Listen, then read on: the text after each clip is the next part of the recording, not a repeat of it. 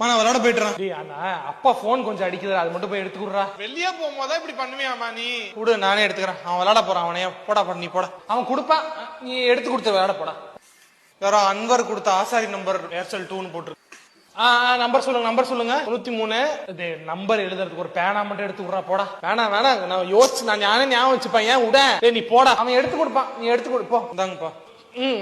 சொல்லுங்க 93. ஒரு சின்ன பேப்பர் கிழிச்சு கொடுறா அப்பாக்கு. நம்பர் எழுதுக்கு போடா. வேணா விடு, நான் கையிலே எழுதிக்கிறேன். ஏன் போட்ட? அவன் எடுத்து கொடுப்பான், நீ எடுத்து கொடுப்போ. இந்தாங்கப்பா.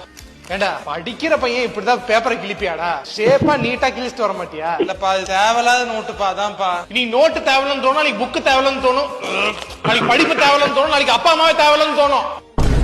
என்னடா எழுத்துது? இப்படியாடா எழுதுவாங்க? ஒரே நிமிஷம் இருங்க. நீங்க அது வீட்டுல யூஸ் பண்ற நோட்டுப்பா. வீட்டுல தானே இருக்க, அம்மனை கட்டே சுத்த வேண்டியதானே? என்னது இதை எழுதி இருக்கு? 52ல 38 போனா 14, 52ல 38 போனா 14.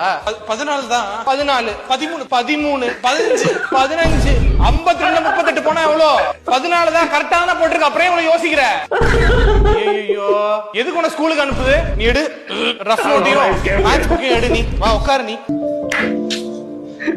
முடிச்சு விட்டாங்க அவனை. அவன் பாட்டு விளையாட போயிருப்பான். அவங்க அம்மா பண்ணாங்க பாரு ஒரு வேலை, சரியான வேலை. பேனா விடு, பேப்பர் எடு, அவங்க அப்பா புக்கு எடுத்துருவா அப்படின்ட்டு.